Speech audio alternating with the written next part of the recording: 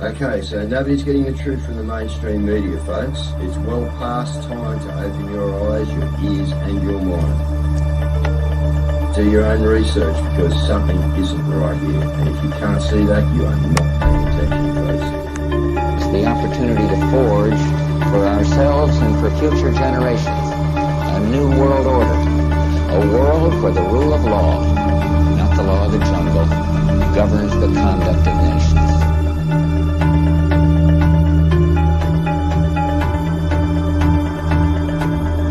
So let's look at each one of these and see how we can get this down to zero. Probably one of these numbers is going to have to get pretty near to zero. Now that's back from high school algebra, but let's take a look.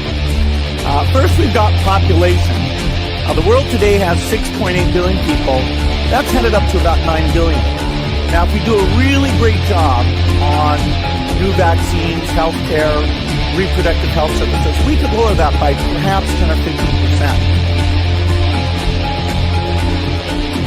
The important message that we need Australians to get vaccinated as quickly as possible. In line with that, I do encourage all Australians to please go and book your vaccinations as soon as you can if you haven't already done so.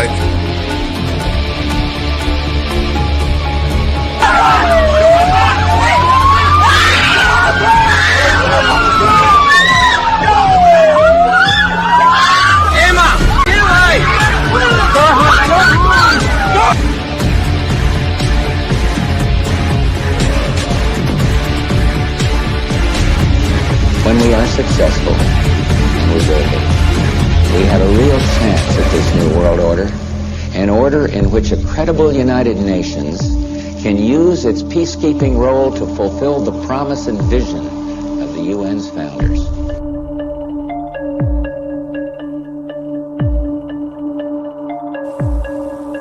Okay, we need to stand up against this tyranny, folks. Stop giving away your freedoms and liberties, because the more you give up, the more these people will take until you have absolutely nothing left. That's their agenda.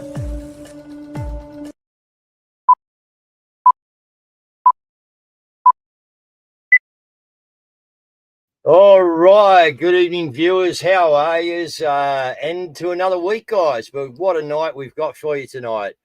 And as we've all seen lately in the news, the ABC, it's Punch the ABC Friday, I think we could name it, you know. They Punch the ABC week, maybe. They've been really copping it. But so, guys, we're going to delve into that and a few other different topics tonight with Mr. John Adams. So first, I'll just go through a few things, and then we'll get John and Caz in here. A couple of things that are just floating around, guys. Probably you probably have seen, but Tony Burke is actually admitting that skilled migrants who can't work in their profession is a wicked problem. Tony Burke, you are a Burke son in the true sense of the Australian meaning. Okay, it is a wicked problem that we have Australians living in tents and Australians that can't get jobs, mate. Your skilled migrants, which ones is that? Is that the masseurs or, you know, the what else do we have there, guys, on that list? Pretty radical list, wasn't it, about what they need to bring into the country? Unbelievable. And while they're doing it, pandemic fears grow amid alarming rise of variant in China. They're into China again, guys. So, again, we know that they're going to try and bring on another one. I don't think it's going to work. They are getting pushed too hard to the limit. And, yeah, I just don't think they're going to get there. But the statistics are saying that Australia is a growing country, but while our population has jumped 8 million, sorry, guys, I just got to grab my screen here. 8 million since the turn of the century, guys. All right. Some regional towns are going backwards. Over the last 25 years, proportion of Australian living outside major cities has dropped by 3%. Many towns are facing major population declines. And we would know why, guys, because they're making it so hard. There's no jobs out there. They're slashing the farmers, all right? And they're making it very, very hard for anyone to actually be staying out in the country. Why? Because they want you in 15-minute cities. It's pretty simple, guys. They want to herd as many as they can into here. You see the construction going up around the place now. It's absolutely insane.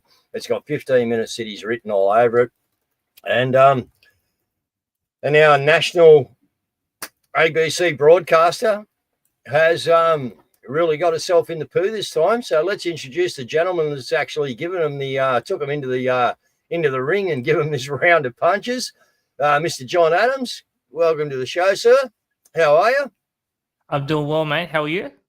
Yeah, look, we're well, mate. We're always well when we're getting a few blows into this this tyrannical opposition. And as much as it's the government at fault, all these other people like you've been taking on, John, the ABC, etc., mate, are in it up to their neck. We all know it. And, mate, we just like to, from here, from the Stop the Rot, Sack the Lot viewership, like to thank you for what you've done in exposing more of this absolute filthy bullshit that's been running our country for so long, John. Yeah, well, I mean, we'll obviously get into it. It's a very extraordinary story. So basically, about 10 years ago, I read a column in the Australian newspaper by Gerald Henderson, and he was talking about a pedophile interview that happened in July 1975. The column seemed pretty interesting when it talks about what happened in this discussion. So a couple of years ago, I thought, well, it was always in the back of my mind, I want to do something with it. So a couple of years ago, I went chasing. Did an FOI to the ABC, and they said, you got to go to the archives department. And I said, this article talks about a recording from July 1975. Do you have it? And they go, we do. So I said, can I have a copy? They go, yeah, sign this document, which is a legal agreement with the ABC. And then they said, pay some money, and then we'll give it to you. So did that, and a couple of weeks into it, got the recording, and lo and behold, I played it, and I couldn't believe my ears, Dave. It's just it is the most satanic, evil, disgusting broadcast in Australian history.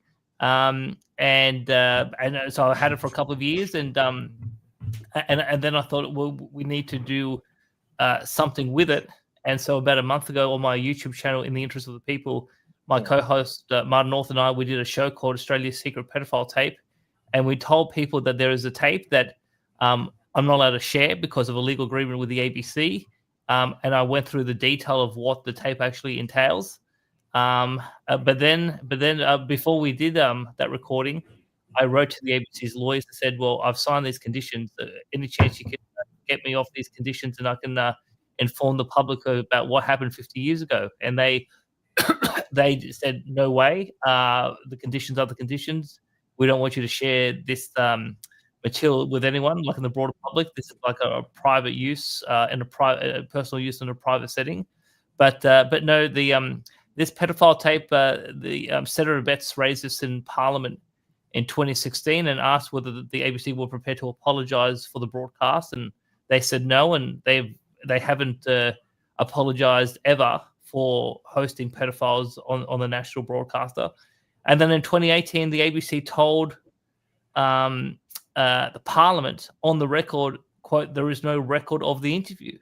So it's like, well, how? So on the one hand, they record these pedophiles trying to make it all normal, and then they refuse to apologize. And then they say they don't have it, and lo and behold, an economist from Wollongong is able to get it.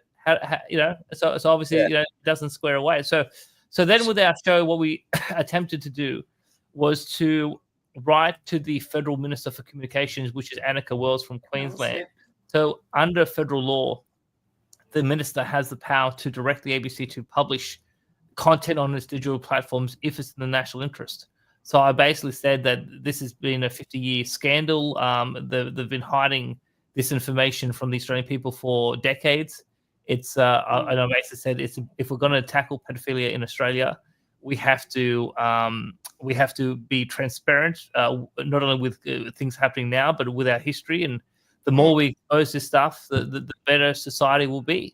Can I get in on for a minute and ask you, because I'm really curious. 2 years you held this document after listening to it. What was, before we get into some other details and stuff like that and other things that are going on, what were you feeling in that 2 years when you were holding this document and going, wow, I can't release it because I've signed this NDA or whatever, you know what I mean? But I mean, it would have been a bit of a turmoil fight in your head, wouldn't it? To just want to drop this thing out in the public and and being held back by what the circumstances of the event was.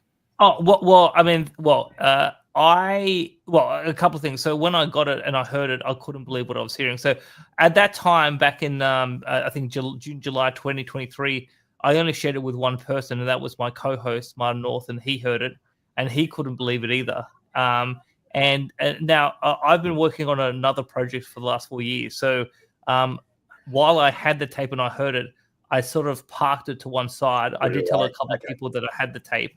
I was waiting for the right time to roll it out, and I think now's a very good time. Obviously, the whole situation with Epstein, and Trump in the United States, and obviously even in our local environment, Dave. I mean, you're from Wollongong, I'm from the local area.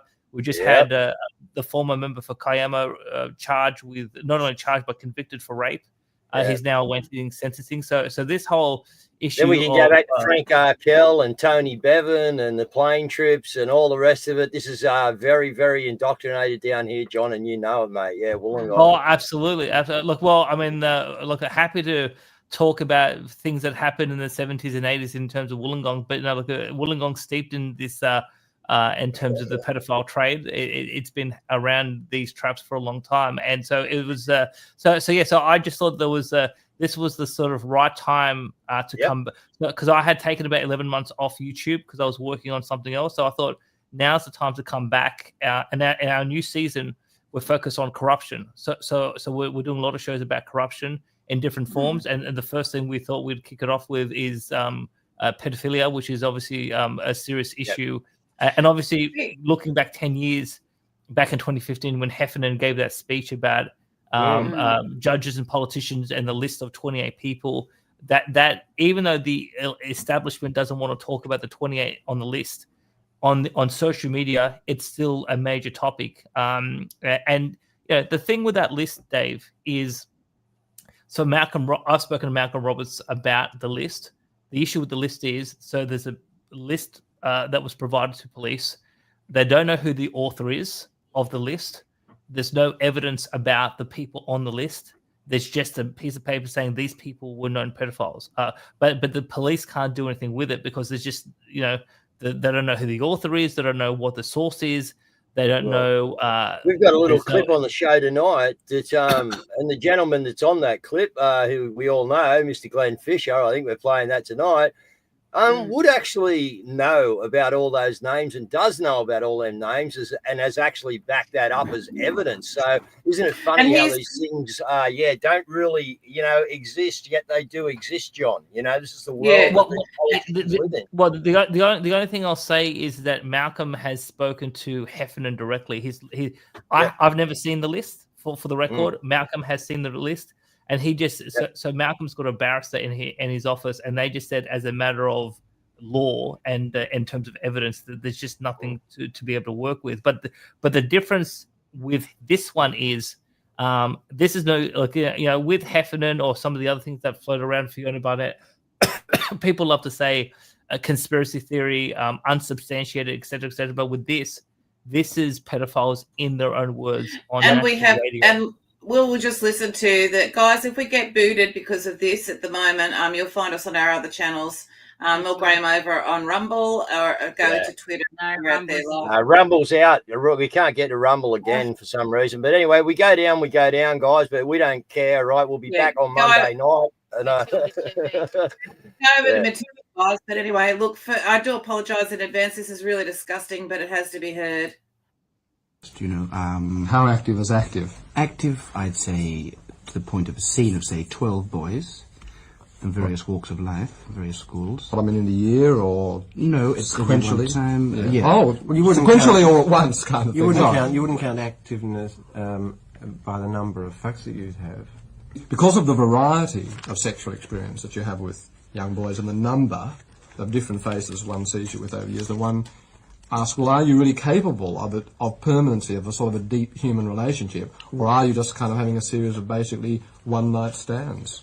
Yeah, well, basically, I think probably the most delightful sort of really beautiful sexual experiences in my memory were very sort of ephemeral by nature, just passing and almost accidental, once on a beach in the North Coast, and another time in the mountains, and just with very young boys, because that's the most exciting to me.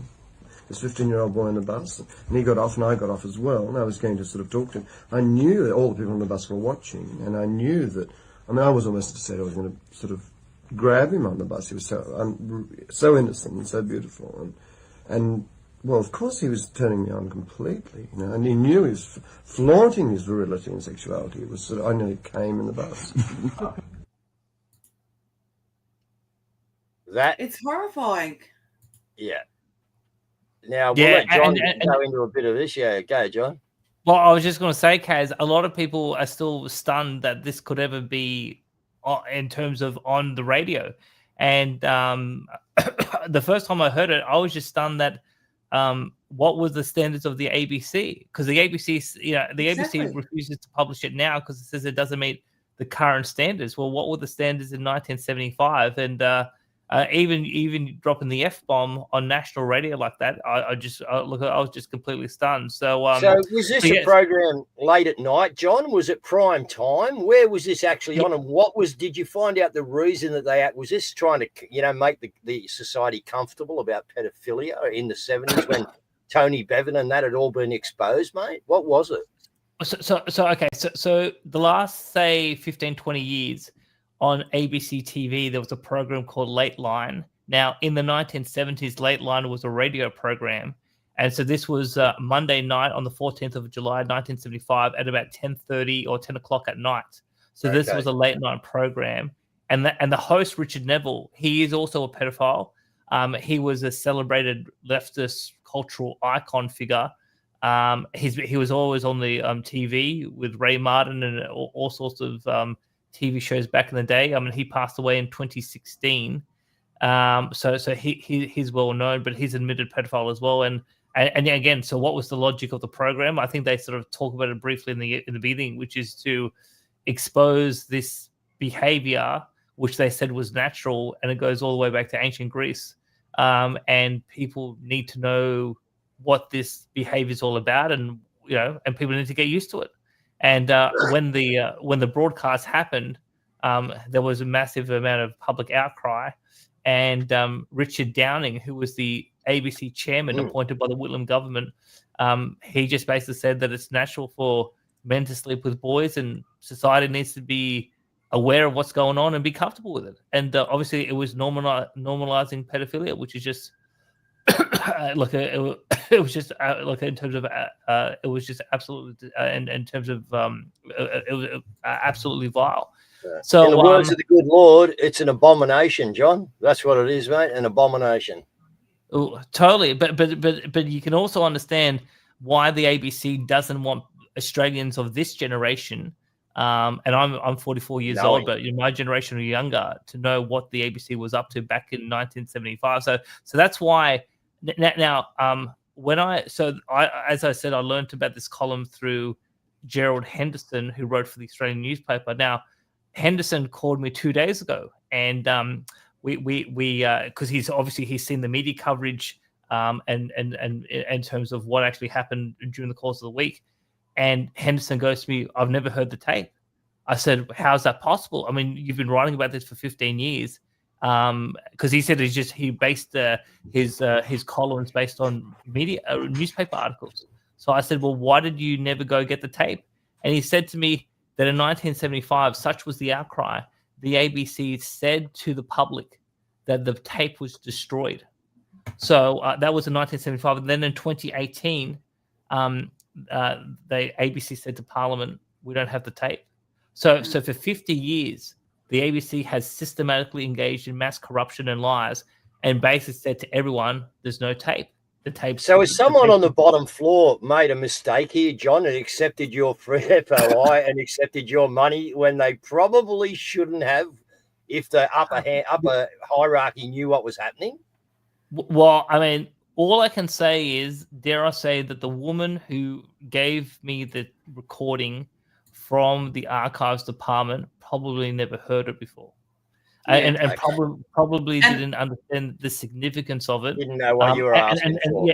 Now again, I'm not sure whether the ABC is legally obliged to provide content to the general public when they ask for it or not. So, but I just got lucky. It was just natural to me to go to the ABC and say, "Hey, do you have this?"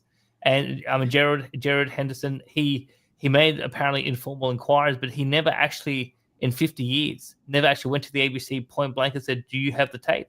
He just assumed they never had it, and I was able to get it. And obviously, now what happened was, once the ABC told me to go jump, and I'm not allowed to publish it, then I went to the Minister for Communications, and she said she respects the independence of the ABC, and if the ABC doesn't want to publish it, well, then it's not going to happen. So basically, for me, I mean, obviously, I'm as frustrated with the corruption in this country as you guys are, and I just said I'm not prepared to accept that this tape is going to be buried forever. So last week, after I received the letter from the Minister's Department, I just called Martin up and said, "Mate, we're gonna go. We're gonna publish this, and let's see what the consequences are legally." So basically, we did the pre-record for the opening of the video over the weekend. I think we did that on Saturday night. Sunday morning, I announced on social media that we're going to release it at 5:00 on Monday.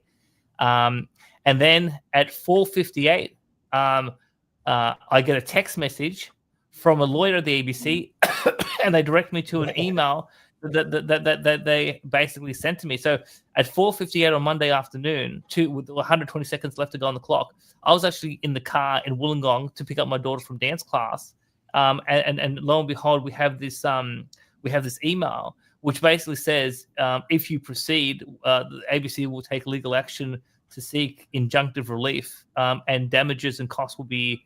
They'll seek damages and costs to be imposed on me. So the basis that they're going to financially crush me if I go forward. Now, everything had been preloaded up into YouTube, and I had scheduled it for 5:00 on Monday, like I said in my social media post. So with 2 minutes to go, I literally had no way to stop it.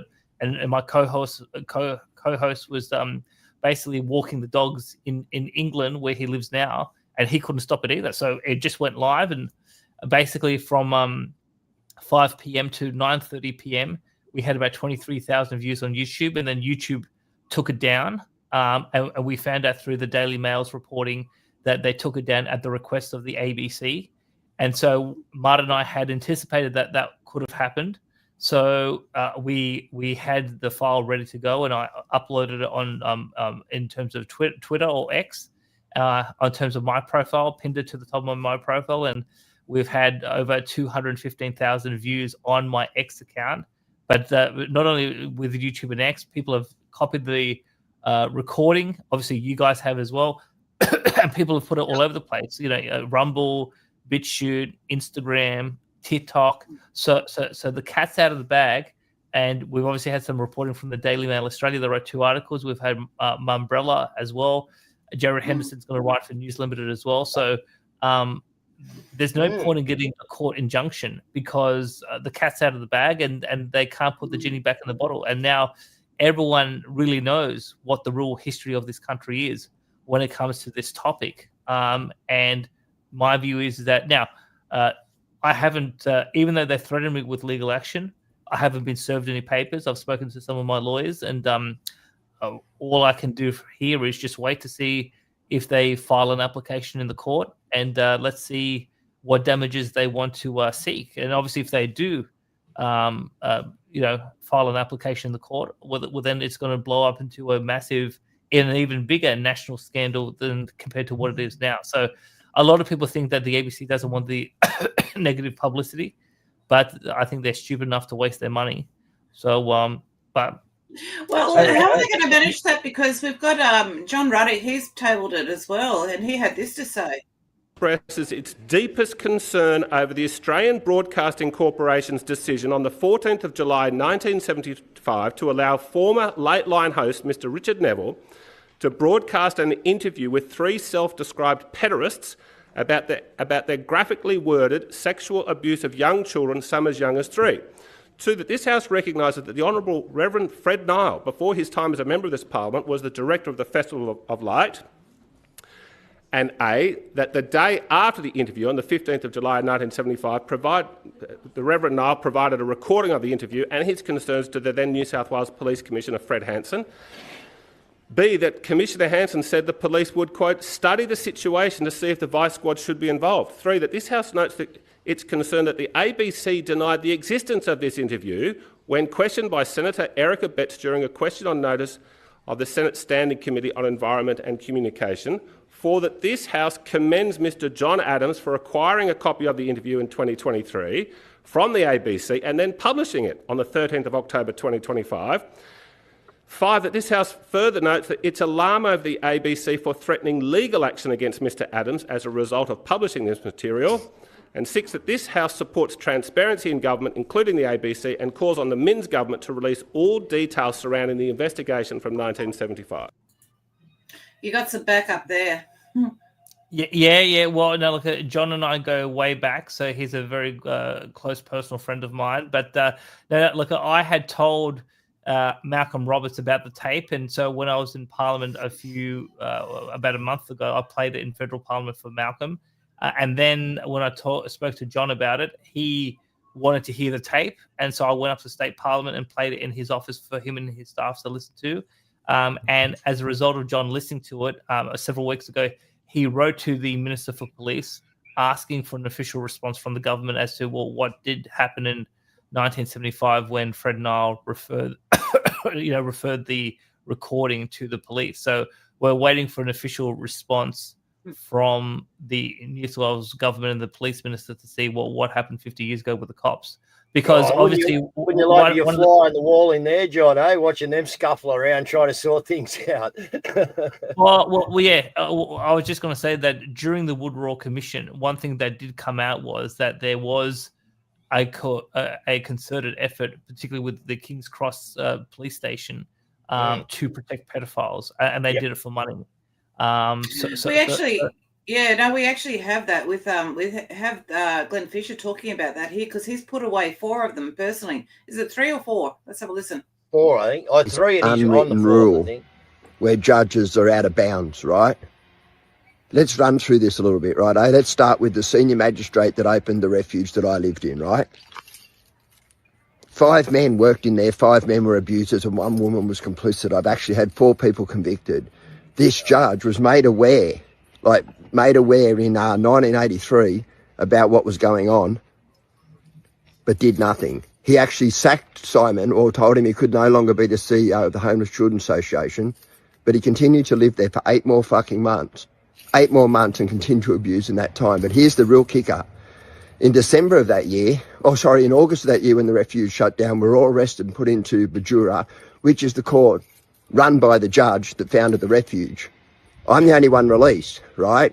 Rearrested by the police and set up with a fictitious charge of assault and robbery, of which was dismissed, and then I'm placed into the custody of my primary abuser, Simon Davies, the man I just recently had for 10 years. Case 2, Judge Eldon, who was known for a decade going to museum and Wynyard stations and abusing young boys, and then being the Supreme Court judge, a Supreme Court judge. My girlfriend, who was murdered, her killers were actually court convicted, got 20 years jail, and then were released. Wonder by who? Oh, that's right, by Judge Yeldon. Judge 3, whose name I can't say, I watched him and his partner walk into the park and to the wall multiple times to pick up children.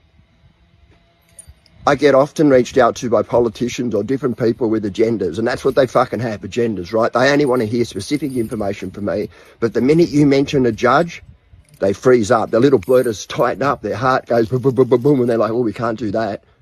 Same with lawyers. I tried to sue specific judge that ran the refuge. Nobody wants a bar of it. I actually had journalists reach out to me, I reached out to them, and asked them if they would pass forward a letter. Hopefully that's happened. But anyway, why are judges off-bound? Why are all these high-profile people that have been named multiple times in multiple royal commissions not being questioned, not being held accountable? It's got me fucked. And you know what's the biggest problem to all this? Is we have another person... We'll leave it there anyway, but... Like Sky Clark just said, it's a sad cycle. And this cycle's been going on for a long, long, long time, people. And thanks to people like John and others, we're getting all this stuff exposed now, and this is where we got to be behind these guys, share it everywhere, get it out there. Actually, we had the ABC over here because we got the World Triathlon Championship final down here at the moment. Me and Mella City pretty well locked in and isolated, guys, all right?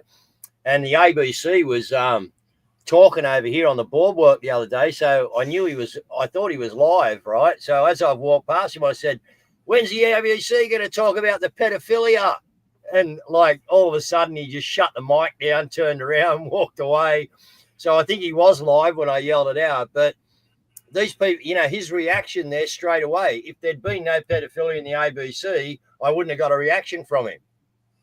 All these people, I think most of these people know. Okay. And what we're going to do now, guys, is John will continue where he's got to go. And we need to have the conversation out there in the community. Kaz, you want to come in? And it's not just that. You've been taking on a huge fight with an NAC, or actually against Albo with their NACC as well. So I wanted to pivot towards that because that's a battle in itself. Like, so John's just not only taken on Goliath once, but he's actually taken it on twice. So let's hear about that one, John, because that's an incredible story in itself. Sure. Well, I was going to say I've taken a few other Goliaths as well. So you may remember that in 2019, the Morrison government wanted to put people in jail for using cash, and there was the $10,000 cash transaction ban. So my YouTube channel, we were the first in the country to do the first video about that piece of legislation, and we beat the mainstream media. And our first video on that, I think we got 100,000 views, and we did about 11 shows on that. The Financial Review wrote 3 columns about me, called me a conspiracy theorist about the complaints that I had about the legislation. There was a parliamentary inquiry, and I was the only YouTuber to be called to testify before Parliament about the cash ban. And it took us 16 months, but in December of 2020, Malcolm Roberts moved a motion for the bill to be removed from the Senate notice paper, and that went on The Voices. And then Shane Wright at the Sydney Morning Herald wrote an article saying cash ban, dead. But we had to put enormous pressure on the government, liberal backbenchers, etc., so that they wouldn't pass that bill. So that's right. I remember. I remember you put out a call for submissions because I put in a submission about that as well. You asked for people to put in submissions, and I think you had you had about 10,000 submissions or something in the end. It was a massive number. Yes. No, look, there was 2 rounds of submissions. There was the submissions to the Federal Treasury, and then when the bill was introduced into Parliament and the Senate inquiry happened, there was a significant amount of submissions to the to the Australian Senate. So we did that one, and obviously we can still use cash in this country without any risk of going to jail, which is, I think, phenomenal. And it's so, I mean, cash is sacrosanct, and the fact that Morrison wanted to put people in jail is still abhorrent. So that was one that I did, but the other one that I've been pursuing is it's a fascinating conversation. It's been 4 years in the making.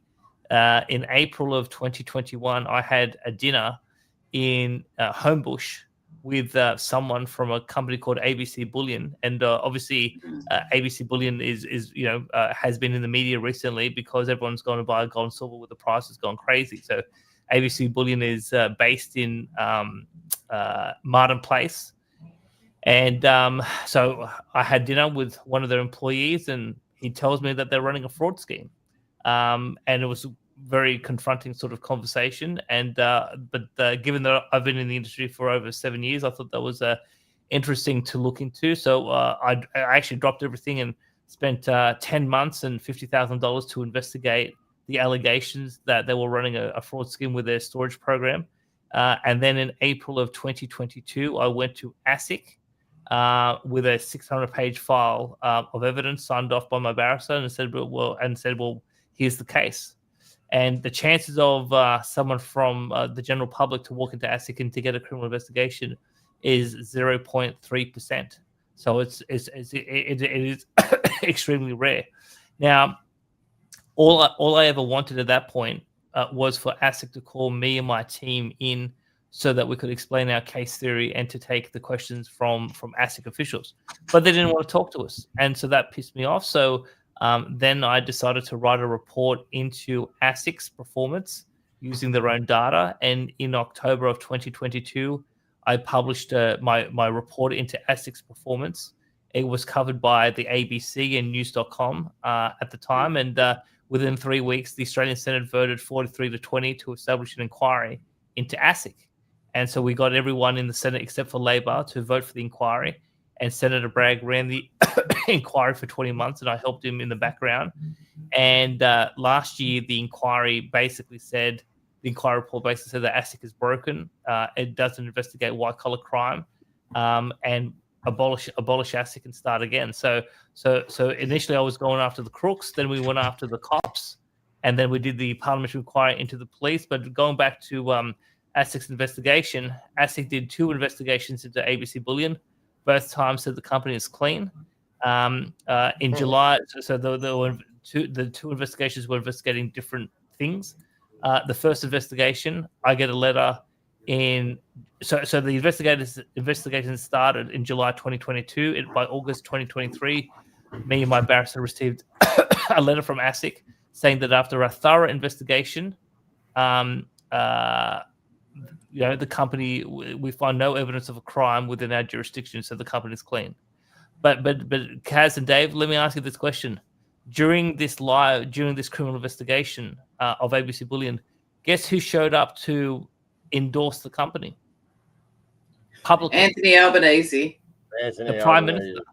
Here's the thing: on the 14th of October 2022, this is the first time and only time this has ever happened. The Prime Minister, in October 2022, holds a national press conference with the criminal suspects and gives them a personal, explicit endorsement and says they are the best thing since sliced bread.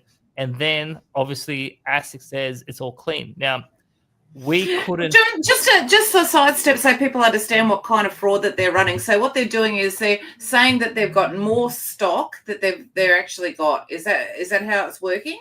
So basically, they were running a storage program, and you basically, if you buy gold and silver, you wanted to store it with them, you basically hand over your property to ABC Bullion. They store it, or they're contractually obliged to store it. You pay storage fees, and then when you want your bullion, you go ask for it.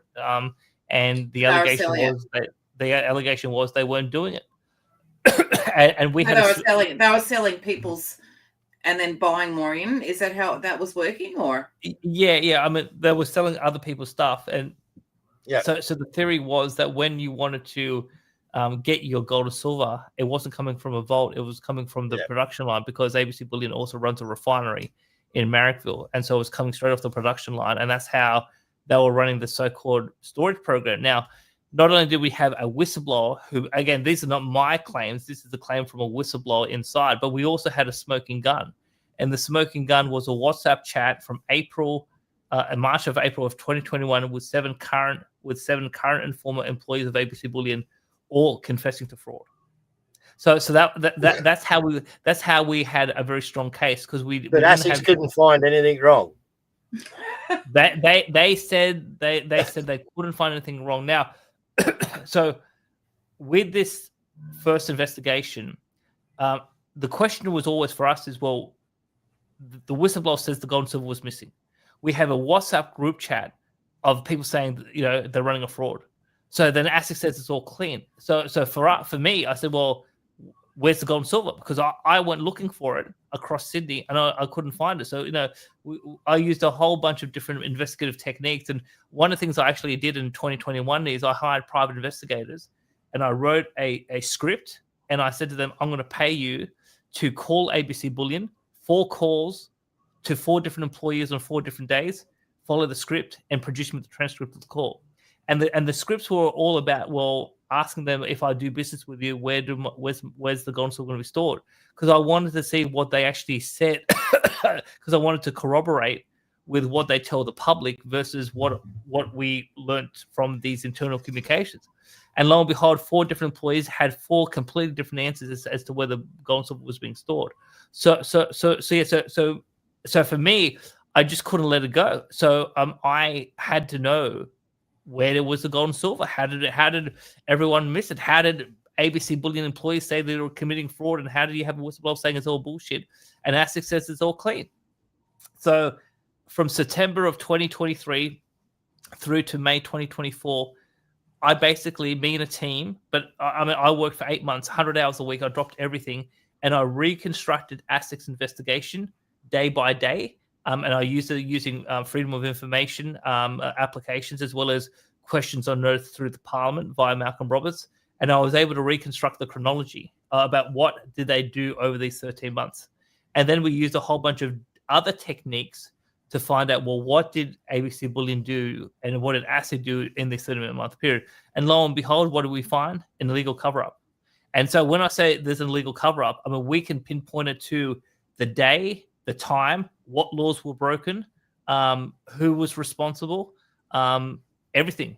And we have declarations from one of the local councils who basically said that the company was breaking the law during this ASIC investigation. And so I produced a 200-page report. Now, and again, the second investigation was more it was more of a legal, technical investigation, not necessarily about fraud.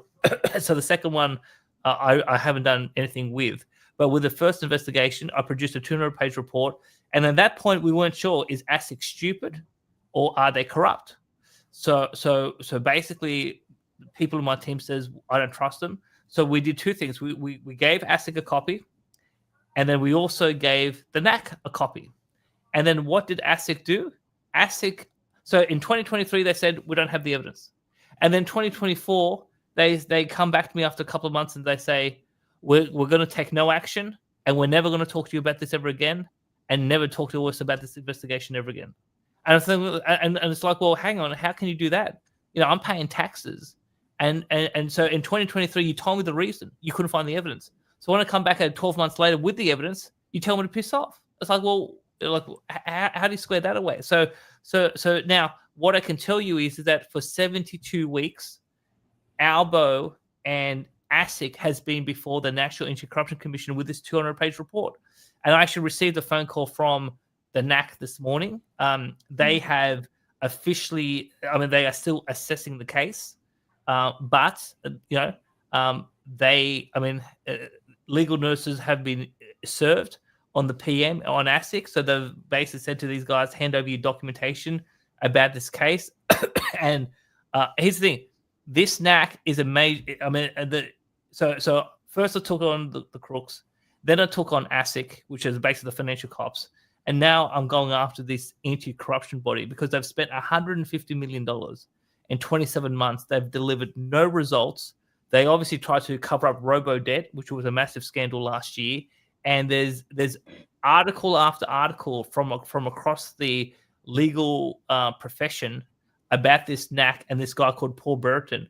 Paul Burton is the commissioner. He's the former New South Wales Supreme Court judge, but he ran the Afghan war crimes inquiry where he said that the grunts were guilty of war crimes, but he gave the generals full exoneration and the ability to keep their medal. And Brereton is a major general in the Army Reserve. So he gave an exoneration to his mates. And then obviously with robo-debt, one of the six people referred to the NAC is a former is a current military officer called Catherine Campbell. And Catherine Campbell and Paul Brereton go back decades. And again, this guy has a history of covering up for people he knows, elite people, etc. And so we now have this situation where, and only in the last fortnight did the Greens and One Nation start to pepper the NAC with a series of questions to say, "Hey, you spent all this money, you've got over 250 staff, you supposedly have 38 live corruption investigations. So where's the results?" And no one knows what these organizations are doing because I don't think they're doing any proper work. And in my case, it's an open and shut corruption case. I during the course of an ASIC criminal investigation, there was an illegal cover-up, and the government basically allowed Albo's mates to get away with it. Straight corruption. So why are we still playing around with some sort of assessment after 72 weeks? So that's where we're up to on that case.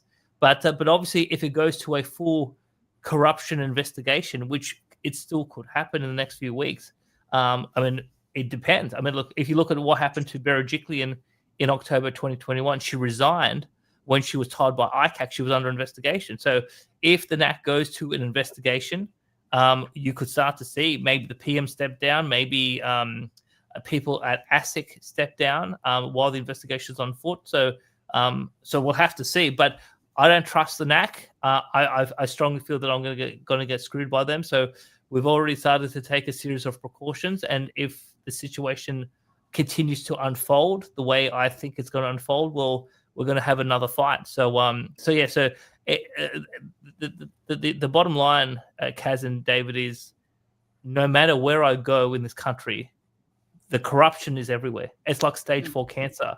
You know, you try to do the right thing by society. You try to work with the system, and you know, because I used to work in Parliament as an advisor, and I've been a public servant, and I've worked for Ernst & Young as a management consultant. I know Canberra extremely well. I know how to work the system, but it takes an enormous amount of effort, time, and skill to work the system. But even when you try to do things the proper way, you get screwed over by corrupt politicians and bureaucrats, no matter where you go. And that's kind of why I decided with the ABC tape to just, you know, not give in to their legal threats and just say, no, we're going to publish it, because I don't want to live in a corrupt country. And it's like everyone's dishonest in the government. No one wants to listen to what people like us have to say about the state of the country. They just do what they want to do and call us like cookers and conspiracy theorists, etc. And I've had enough. And so that's why we went forward with the pedophile tape. And obviously, as we go forward with this NAC issue, we've started to do a number of shows on our YouTube channel about the Woodrow Commission. And, you know, one of the things that the Woodrow Commission exposed was that New South Wales police would routinely rig investigations. So, and if you listen to that clip that Caz played before with Glenn talked about how he was on trumped up charges. So this happened all the time in the 70s, 80s, and 90s with the New South Wales police. And this is what the Woodrow Commission defined as process corruption. Well, I've looked at so many cases, you know, when it comes to ASIC. ASIC routinely engages in process corruption. They rig investigations. If they want to put you away, they know how to rig a case to put you away. Yep. If they want to get you off, they know how to do that as well. And so that's the 4-year battle. We're still fighting, and what happens from here, who knows? But there's going to be some media coverage involving me probably in the next 6 weeks, and I'm not going to shut up, because I know what happened in this investigation, and if they screw me over, it's going to be World War III. Cool, Thank you so much. Thank you so much for doing what you're doing.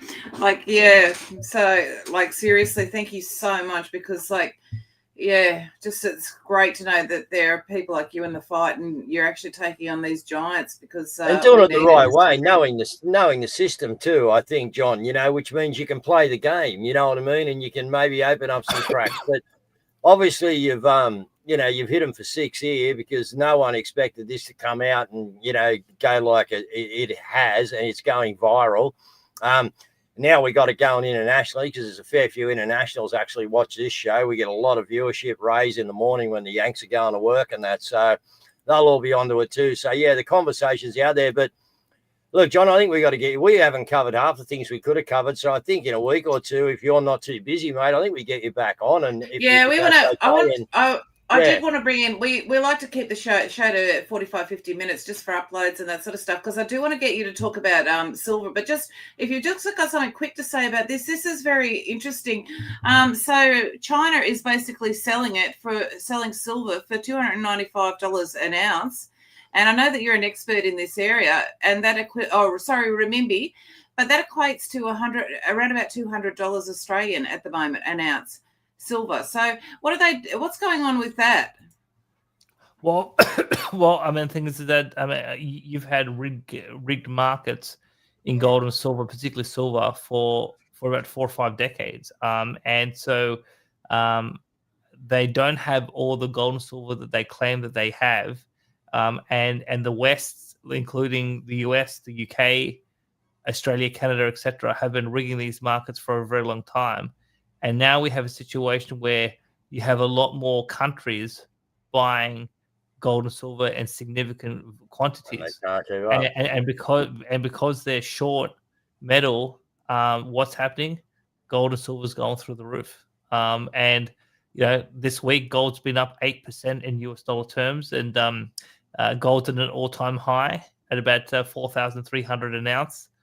Silver's at an all-time high at about $56 US an ounce, and yeah, like everyone's now jumping onto the bandwagon, and bullion dealers are selling like crazy. And I run a little dealership myself here in Wollongong, so I've had a number of customers from around the country call me up wanting to buy from me as well. So yeah, I mean, for those that have been, I've been buying silver and gold since 2017. So for those that have been in the market for a long time, it's quite exciting to see these prices escalate. But gold and silver prices going through the roof is actually a sign that there's something fundamentally wrong with the economy and the financial system. Exactly. One thing I think, Dave, you talked about is in terms of people struggling with the economy, people sleeping in their cars. One thing that people can do, if you go to Google and you type in John Adams Economic Armageddon, you're going to find a 4-part series that I wrote for news.com.au back in 2018, where I basically said that we were headed to a major economic crisis.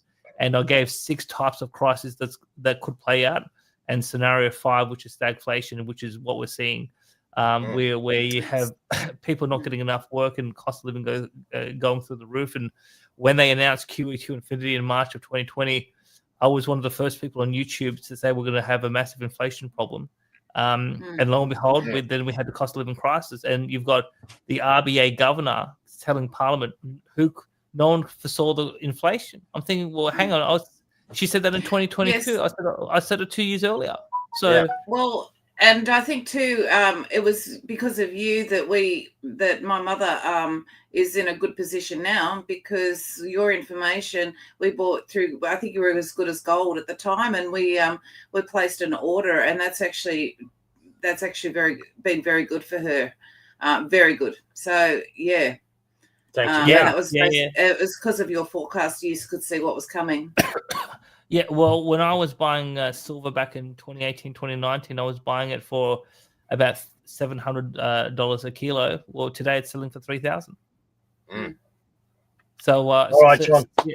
What an absolute pleasure! What a breakout story that you've put out there, and again, more pressure on the Australian government. So, thank you.